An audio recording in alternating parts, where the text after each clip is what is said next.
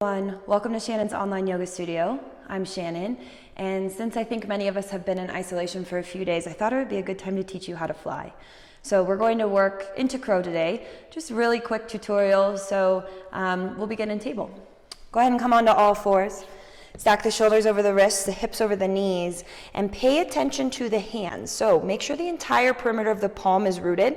Sometimes it helps to lift the fingertips up off the earth, feel the palm rooting, and then spread the fingers wide, root back down through the fingertips, and then I'd like for you to start to grip the mat with the fingertips. So feel like you're pulling the tips of the fingertips back towards the palms while pressing into the entire palm. Now once you're there, get stronger in the arms. So try to wrap the triceps around the back of the arms and then hug the inner arms in at the same time. On an inhale, we'll drop the belly, lift the heart and the gaze forward. Feel yourself expanding through the collarbone. And then on your exhale, tuck the hips under, round through the spine, bring the chin to the chest and hold right here for a moment. So I'd like for you to really feel into this shape.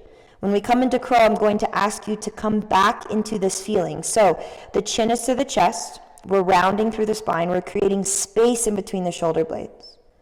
Now keeping this rounded spine, tuck the toes, let the knees hover. Try to tuck the hips under so the low belly starts to fire up a little bit more. Really start to engage the inner thighs, but make sure the knees don't come in any closer to one another. And then again, press into the mat, see if we can get a little bit more rounding into the upper back. And then from here, just start to straighten out the legs, pressing the hips up and back. Find your downward facing dog.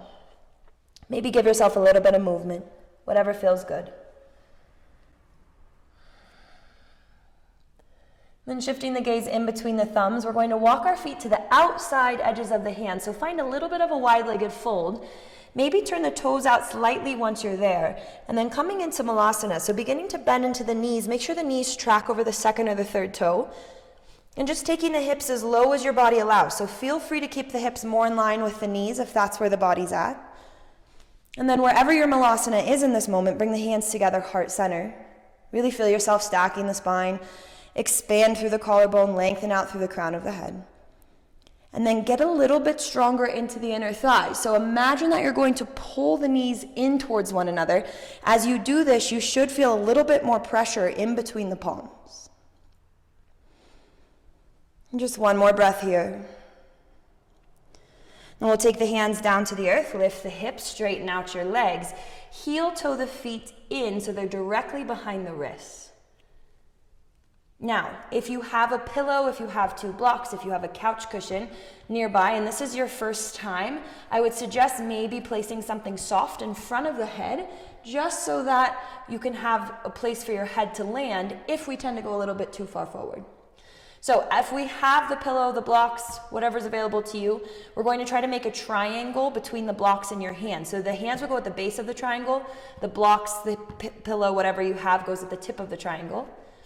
And then coming back into that fold, let's walk the feet back just a few inches. Keep the palms rooted, hug the arms in, and then put a small bend into the arms. So as we bend into the arms, the shoulders move behind the wrists.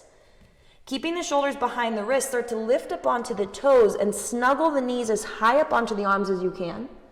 Grip the mat with the fingertips. So again, entire palm is rooted. And then from here, we start to shift the weight forward. So if you have the blocks, the pillow, you're welcome to let the head rest there. Now, with the toes still rooted, I want you to notice if we're kind of collapsing forward, if we're looking really far forward. Think chin to the chest, come back into that rounded spine action, hugging the arms in.